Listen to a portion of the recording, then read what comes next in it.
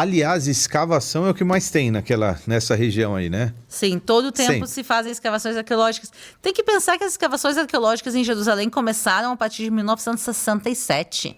A gente já falando de 50 e poucos anos de escavação novo, gente. Não é nada. Não é nada. Tem muita coisa para descobrir ainda, né? Sim, todos os dias tem escavações E cada vez que você volta lá tem alguma novidade, né? todo o tempo. Eles juntam, a gente recebe por e-mail os guias, uma lista de coisas das mais importantes que se acharam, porque é realmente todo o tempo a história está se desenvolvendo, a gente está descobrindo mais. Ótimo. Você chegou no ponto que eu queria para a gente falar do pergaminho do Mar Morto. A gente tem eu tenho algumas fotos aí. Ok. E eu achei muito interessante quando você começou a falar sobre esse assunto, porque começou a dar um nó na minha cabeça. Como é que foi achado? Primeiramente, como é que foi achado isso? Nas cavernas, no Mar Morto? E eu vi um vídeo muito interessante seu também, no mar, cara, com peixe. O Mar Morto tá ganhando vida. Tem animal. muita coisa acontecendo nessa região. Então, o que acontece? Eu gosto quando você fala assim. Então, o que Deixa com acontece? vocês, né? Vamos lá de novo. Eu gosto quando você fala assim. Tem muita coisa acontecendo naquela região, porque é um bom sinal. É um bom sinal. Se a gente voltar a 2.000, 2.100 anos atrás, na região do Mar Morto tinha uma pequena cidade, chamada cidade que a gente hoje em dia conhece como Qumran, e quem vivia lá era uma comunidade chamada os essênios. Os essênios eram judeus, e eles vão e tem uma biblioteca gigantesca. Eles têm muitos livros e eles têm várias cópias da Bíblia. Hoje em dia, quando a gente pensa na Bíblia, a gente pensa num livro que a gente vai folhear e tem ali Gênesis, Êxodo. Não, naquela época a Bíblia são rolos. Então eles tinham várias cópias dos rolos da Bíblia. Em couro. Em couro. Isso aqui que a gente está vendo na foto é couro. É couro escrito à mão, com tinta. E o que acontece é que os romanos vão e destroem a região. E os essênios, quando ouvem que a cidade vai ser destruída, que os romanos estão vindo, eles pegam os pergaminhos, guardam em jarros, correm para as montanhas que estão em volta da cidade e escondem dentro de jarros, dentro da montanha, no meio do deserto, esses pergaminhos. E a ideia é que quando os romanos passassem, eles pudessem lá voltar e salvar o maior tesouro que eles tinham, que são esses pergaminhos, a Bíblia. O que acontece, infelizmente, é que a cidade vai ser completamente destruída. Não vai sobrar ninguém vivo para contar a história que um dia os pergaminhos foram escondidos lá e por isso eles foram escondidos no ano por volta de 73 e só reencontrados em 1947. Quer dizer, literalmente 1.900 anos depois. 1.900 anos depois, meu irmão. Incrível. Meu Deus. E 1.900 anos depois, completamente por acaso, eram 2 jovens pastores de ovelhas viajando pelo deserto. Eles vão e entram numa dessas cavernas, encontram os pergaminhos. E os pergaminhos ficam rolando na tenda deles. Eles são nômades do deserto, então os pergaminhos ficam rolando na tenda deles por um bom tempo. E eles não sabiam o que fazer com aquilo, mas eles entendem que coisa velha vale dinheiro. Eles levam os pergaminhos, vendem no mercado ilegal de antiguidades. Esses pergaminhos começam a rodar de mão em mão, mão em mão. Enquanto isso, eles estão se degradando. Óbvio, né? Porque não estavam sendo guardados em condições apropriadas, passando de mão em mão, mão em mão, até que finalmente alguém pega esses pergaminhos e entende o que eles significam. E aí se entende que é um dos achados arqueológicos mais importantes da história da humanidade e se vai lá e se continua escavando e se encontrar no total mais de 900 pergaminhos. Meu Jesus. Os pergaminhos do Mar Morto não é um ou dois, pessoal, são mais de 900 pergaminhos. Você considera a maior descoberta do século? É considerada uma das maiores descobertas do século XX, sem dúvida, de Israel. Porque traz muita legitimidade para a Bíblia mesmo, cara. Pode responder. Exatamente. Exatamente. Aí entra uma pergunta muito leiga, mas pode ser a pergunta de muitas pessoas. A Bíblia, você não pode mais pegar um livro, existem os livros apócrifos, né? Que são os livros que não estão na Bíblia, por causa de estudos e tudo mais. Mas existe alguma possibilidade desses pergaminhos entrarem em talvez uma nova Bíblia se baseando em estudos e veracidades desses pergaminhos? Por exemplo, uma história que vai casar com essa, que pode... vamos pegar, por exemplo, Davi, por exemplo. Tem uma história de Davi que foi achada num pergaminho que não está na Bíblia. Existe a possibilidade dessa nova história fazer parte de uma nova Bíblia? Então, vamos lá. Vamos explicar. Foi leiga, mas foi interessante, vai. Foi interessante, mas ajuda eu, me ajuda aí. Basicamente, se tem alguma coisa nos pergaminhos, nos manuscritos pergaminhos de Qumran que são diferentes do que a gente conhece como Bíblia hoje. bastante. Então, deixa eu explicar. Se pode entrar na Bíblia. Não. Tem bastante coisa. Então, o que acontece? Se acharam mais de 900 pergaminhos divididos em milhares de pedaços. E quando começaram a se ler esses pergaminhos, porque eles estão escritos em hebraico, a gente entende isso aqui. Tu dá para uma criança em Israel ler, ela consegue com um pouco de dificuldade, mas ela consegue ler isso. Isso aqui é hebraico. Você consegue ler. Meu Deus. Esse aqui é o mesmo hebraico que a gente usa na Bíblia até os dias de hoje. Volta umas fotos, Diego, por favor. Então, o que é um pouco de garrancho. Esse daí tá exposto, né? Volta. Aí também. Sim. Aí, eu gosto desse aí, ó. Então, o que acontece é, quando se encontraram esses pergaminhos, se encontraram alguns pergaminhos que são os pergaminhos da própria cidade. Por exemplo, as regras do condomínio, as regras de conduta da cidade, se acharam pergaminhos próprios, se acharam os pergaminhos bíblicos. Por exemplo, se encontraram mais de 20 cópias do livro dos Salmos. E se encontraram pergaminhos de coisas religiosas que não estão na Bíblia. Por exemplo, os próprios Salmos. Tem salmos que não estão na nossa Bíblia, que estão nos pergaminhos marmotas. Tem salmos a mais que a gente não tem hoje em dia. A pergunta é, esses salmos merecem entrar na Bíblia, sim ou não? Aí é uma grande discussão. A pergunta é, por que eles não entraram originalmente? Porque tinham muitos livros que eram usados nos tempos antigos, que nem hoje em dia. Mas nós não temos uma Bíblia oficial, tipo a primeira Bíblia, a Bíblia que... Então, o que acontece? Então, hoje... mas esses salmos, eles estariam na Tanakh. Deveriam estar. Pelo menos, são antigos assim? Então, que é eles a Tanakh? fazem... Tanakh é a Bíblia hebraica. Ok, Bíblia hebraica. Eu sei. Porque uma coisa importante também destacar, quando eu falo Bíblia aqui, no caso dos pergaminhos do Mamoto, é só o Antigo Testamento, é a Bíblia hebraica. Por que não se achou o Novo Testamento? Porque esses pergaminhos são anteriores. Quando esses pergaminhos foram escritos, o Novo Testamento não tinha sido escrito ainda. Esses pergaminhos são 2.000, 2.100 anos. E por isso a gente está falando aqui só do Antigo Testamento. E é interessante. Vamos dizer que eu vou na tua casa. Tu tem uma biblioteca em casa? Tenho. Tu tem a Bíblia lá? Tenho. Tem livros escritos por pastores? Tenho. Tu tem livros que não tem nada a ver com religião? Tenho. Se alguém daqui 1000 anos escavar a tua casa e encontrar a tua biblioteca, ele vai ler o livro do pastor e vai dizer, olha, isso aqui é um livro religioso. Ok. Isso aqui era parte da tua Bíblia ou não era? Quer dizer, é difícil a gente olhar 2000 anos atrás, pegar o livro e entender o quê? Qual era a importância que essa pessoa dava? Quando alguém achar daqui 1000 anos o livro do teu pastor, ele vai achar, será que o livro do pastor é mais importante que a Bíblia? A gente está olhando fora de contexto 2000 anos depois, então é muito difícil a gente entender o que as pessoas pensavam. Ainda mais porque hoje em dia, quando eu falo da tua Bíblia, é um livro escrito a Bíblia. Naquela época, tu tem rolos. Então, tu tem um Salmo aqui, Gênesis lá, Esther aqui, o livro de Gigantes aqui, tá tudo misturado. E a pergunta é para eles, desses livros, quais eram parte do canon, quais eram livros que são parte da Bíblia, que foram canonizados, e quais livros não eram.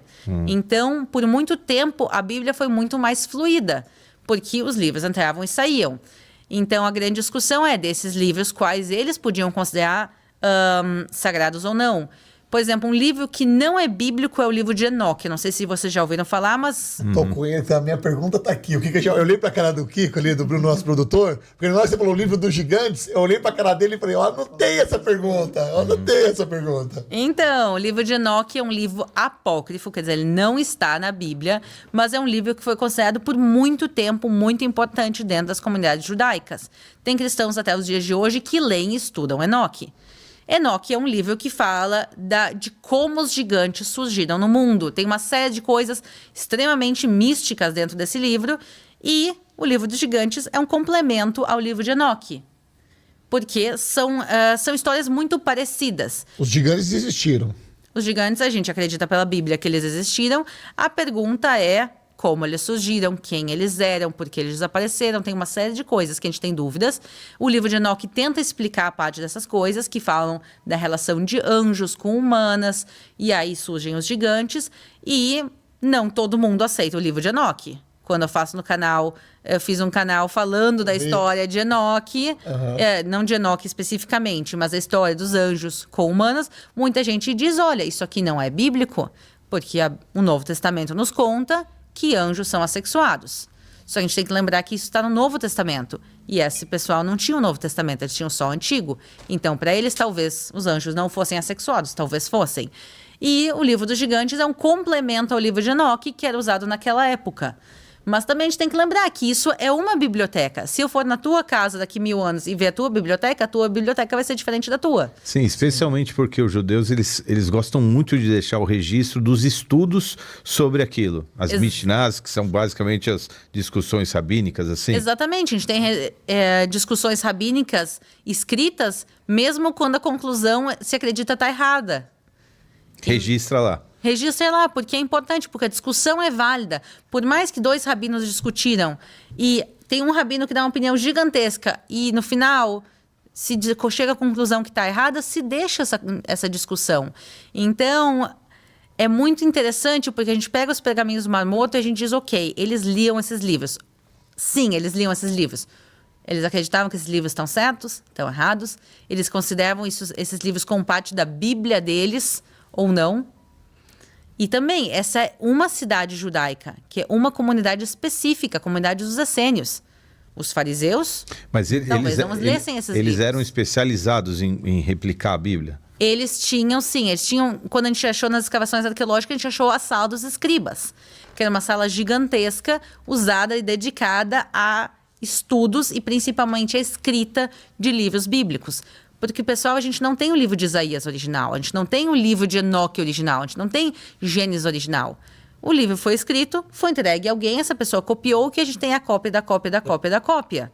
Exatamente. E por isso os escribas eram pessoas especializadas. Então, se tu quer ter uma biblioteca, tu precisava copiar para ti mesmo o livro. E quanto mais cópias, melhor. Porque se agora dá um incêndio, se agora um livro suja, se alguém rouba algum livro, então quanto mais cópias, mais chance tu tem de preservar esse livro. Entendi. Posso fazer uma pergunta? Pode, claro. A ideia de sinagogas, ela foi só depois do exílio, mais ou menos. Ela não existiam sinagogas pré-exílio babilônico. Ah, ok. Eu ia perguntar que exílio tu se refere. Então agora nas sinagogas se mantinham cópias dos livros e tal. A Bíblia cita no Novo Testamento, por exemplo, Jesus entrando numa sinagoga na própria Nazaré e lendo um trecho que inclusive está registrado nos pergaminhos que de Isaías, capítulo 61.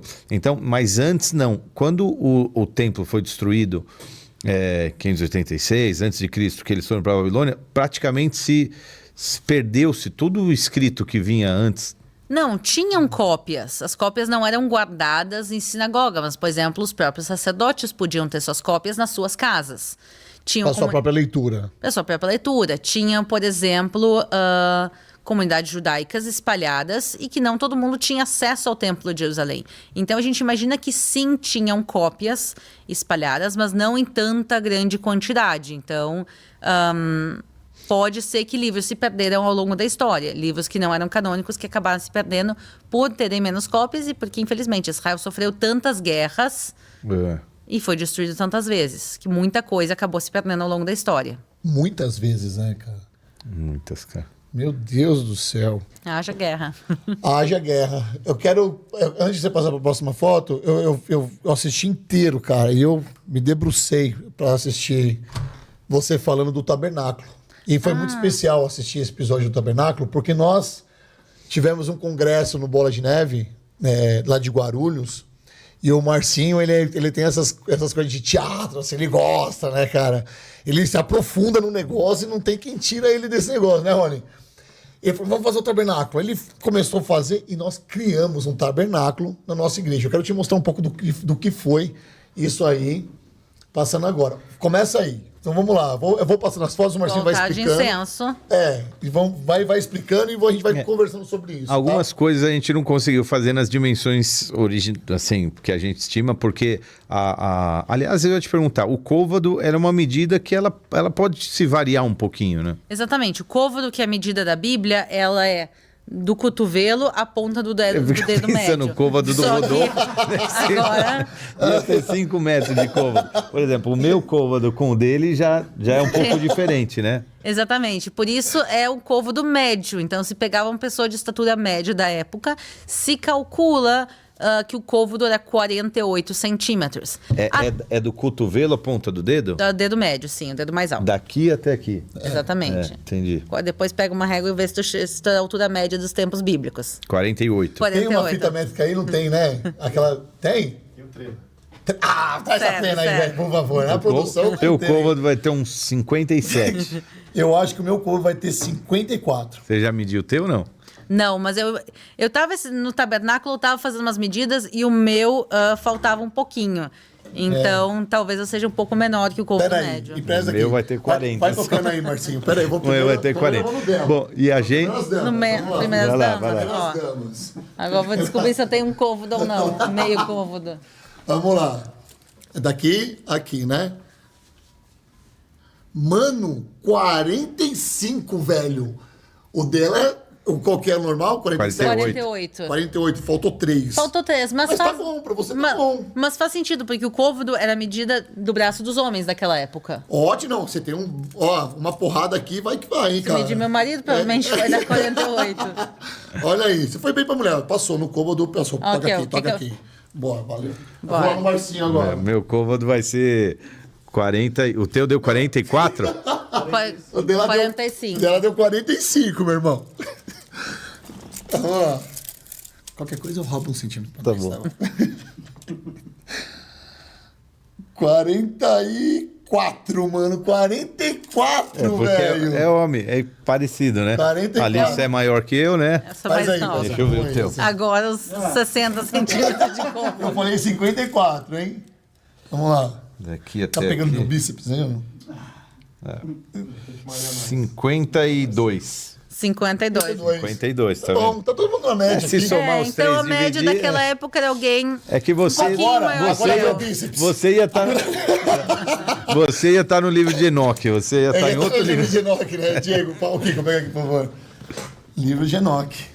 Bom, e a gente Caiu o tabernáculo. fez uma semana onde cada dia a gente falava sobre uma das peças do mobiliário do tabernáculo e foi muito, mas muito legal. Óbvio que a gente não montou com o tamanho original e tal, a gente só levava cada dia uma peça e falava sobre ela e foi muito, muito especial porque cada peça tem uma representatividade, um simbolismo e foi muito, muito legal. Essa mesa dos pães, mesa ó, dos pães. Que presente, foto linda, cara. Que foto linda. muito legal. Próxima.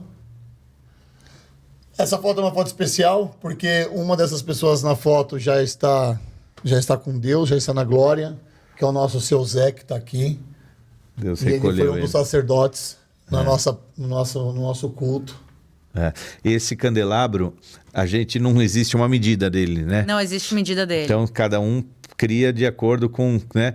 Agora Ficou bonito esse aí, né? Ficou bonito. E a gente Ficou se bonito. baseou muito naquele que tem no quarto judeu lá dentro da Cidade Velha. Ele ainda tá lá? Tá lá. Em volta Mas ele de é uma mais redoma. alto que esse. É maior, mais alto é maior, que esse. é maior. Mas tem que lembrar que a gente tá aqui fazendo uma representação do tabernáculo e depois aquele é uma representação do candelabro que ficava, do menorá, do segundo templo de Jerusalém. E a gente está falando aqui de séculos entre um e outro. Tá falando de Moisés, né? É o tabernáculo Exatamente. de O Moisés. tabernáculo de Porque- Moisés, a gente porque- está falando aí 3.300 anos atrás. O que está na Cidade Velha de Jerusalém, a gente está falando 2.000 anos atrás. Porque Salomão e Davi pegaram o tabernáculo e, tipo, deram um boost neles e tudo era maior, né? Então, quando o tabernáculo se transforma num local fixo, ele vai mudar de nome. Quando ele está vagando no deserto, é o tabernáculo. Quando ele se vai para um lugar fixo, a gente chama ele de templo. E tem coisas que se vão modificar, porque uma coisa é uma tenda móvel no deserto, outra Exatamente. coisa é um lugar tabernáculo fixo. no local fixo. Então, tem coisas que vão se modificar porque precisava e tem coisas que vão se modificar porque eles querem. Porque tem coisas que a Bíblia diz tem que ser assim e tem coisas que a Bíblia deixa em aberto. Uma das coisas que a Bíblia deixa em aberto é o tamanho do tabernáculo. tinha que ser é o portátil, tamanho né? do candelabro. Tinha que ser portátil, Tinha que poder ser portátil. carregar, né? Tudo no Senão- tabernáculo era provavelmente um pouco menor. E quando você começa falando do tabernáculo de Moisés, você fala que a Bíblia tem 20 capítulos dedicados ao tabernáculo. O assunto mais tratado na Bíblia é o tabernáculo. Por que você acha que dá tanta importância assim? Eu acho interessante que justamente um dos assuntos mais falados e mais importantes da Bíblia é o que todo mundo pula. Na hora a pessoa tá lendo em casa e começa, esse aqui são 5 côvados, aqui são 6 côvados, e farás de ouro batido, e a galera começa a pular. Mas isso é importante, porque o tabernáculo, ele vai ser a primeira grande conexão do povo de Israel com Deus.